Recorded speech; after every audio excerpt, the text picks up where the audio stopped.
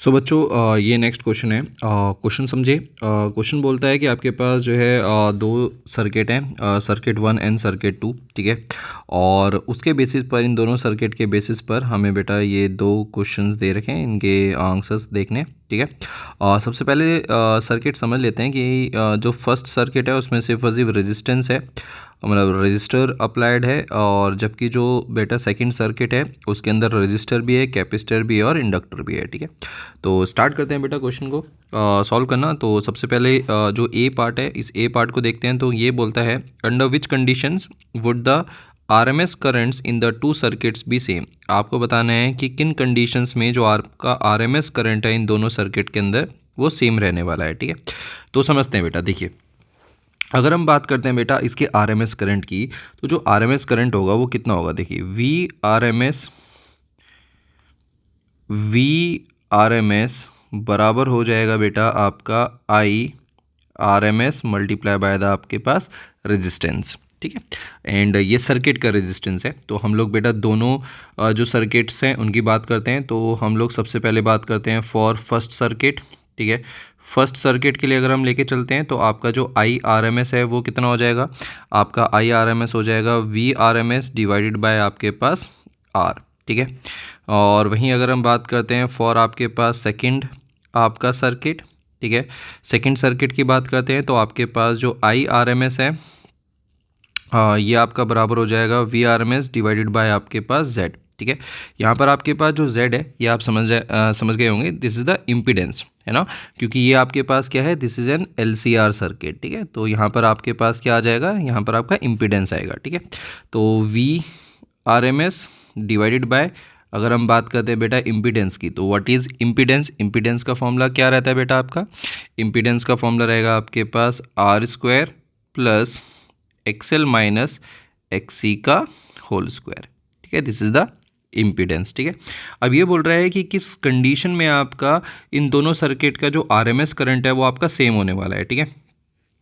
तो let's say इनको equation number 1 ले लेते हैं एंड इसको इक्वेशन नंबर 2 ले लेते हैं, ठीक है। अब for I R M S to be same, अगर हम चाहते हैं आपका आई आर एम एस जो है बेटा सेम आए, तो क्या हो जाएगा बेटा आपका, दोनों इक्वेशंस को जो है बराबर कर दो। तो V R M S divided by R किसके बराबर हो जाएगा, ये हो जाएगा V R M S divided by हो जाएगा आपका अंडर रूट आपका आर स्क्वायर प्लस हो जाएगा बेटा एक्सएल माइनस एक्सी का होल स्क्वायर, ठीक है।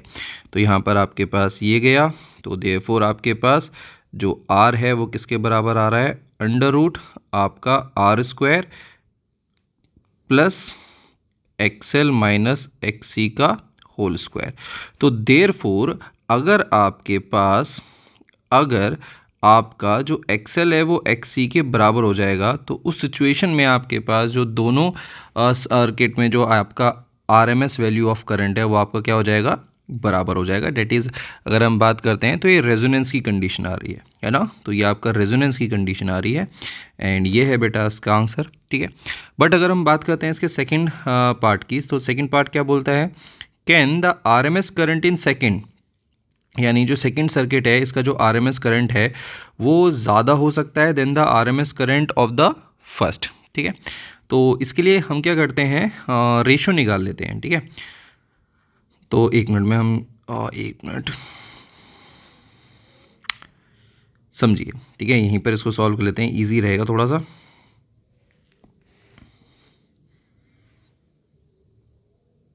नाइस, ठीक है। तो यहाँ पर ये बोल रहा है कि प्रूफ ये करना है, कैन जो आपके पास जो आई आर एम एस है, ठीक है, सेकंड में वो क्या ज़्यादा हो सकता है than the I R M S in आपका फर्स्ट, ठीक है।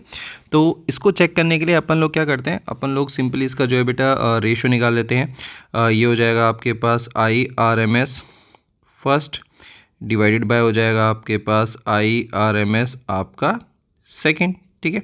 तो यहाँ पर अगर हम बात करते हैं बेटा फर्स्ट के लिए, तो फर्स्ट सर्किट में आपका V R M S divided by R, ठीक है। और सेकंड वाले के लिए क्या था, V R M S divided by this, ठीक है। तो डायरेक्टली कर देते हैं। यहाँ पर आपके पास कितना हो जाएगा, यहाँ पर हो जाएगा आर स्क्वायर प्लस हो जाएगा आपका एक्सएल माइनस एक्सी का होल स्क्वायर डिवाइडेड बाय आपके पास कितना हो जाएगा आर। अब बहुत ध्यान से समझना बेटा, देखिए ये चीज़ बड़ी इंपॉर्टेंट है। अब आपके पास ये जो एक्सएल है और एक्सी, अगर एक्सएल और एक्सी बराबर हो जाएंगे तो सिचुएशन में आपके पास जो आई आर एम एस है दोनों में वो बराबर हो जाएगा, जो अभी हम बेटा करके आ चुके हैं। बट अगर इन दोनों में से किसी की वैल्यू बड़ी हो गई, अगर इन दोनों में से चाहे एक्सएल की वैल्यू बड़ी हो जाए चाहे एक्सी की वैल्यू बड़ी हो जाए, तो उस सिचुएशन में आपके पास ये जो पूरा पार्ट है, यानी न्यूमरेटर आपका डिनोमिनेटर से क्या हो जाएगा बेटा, बड़ा हो जाएगा। तो यानी आपके पास जो वैल्यू आएगी वो बेटा आपके पास इक्वल टू 1 और ग्रेटर देन 1 आएगी, ठीक है। तो देयरफॉर बेटा आपके पास जो आई आर एम एस है सर्किट 1 का, वो या तो बड़ा होगा या बराबर होगा आपका I R M S in circuit बेटा सेकंड, ठीक है। क्लियर है। तो यानी जो आपके पास जो चीज़ थी कि क्या आपका सेकंड सर्किट में आरएमएस वैल्यू की current, RMS value of current ज़्यादा हो सकता है देन द सर्किट 1, ये पॉसिबल नहीं है, ठीक है। ये हम लोगों ने प्रूफ कर दिया है। अच्छा क्वेश्चन था, ठीक है, लॉजिकल क्वेश्चन था, बढ़िया क्वेश्चन था। आई होप ये चीज़ आपको समझ में आई होगी।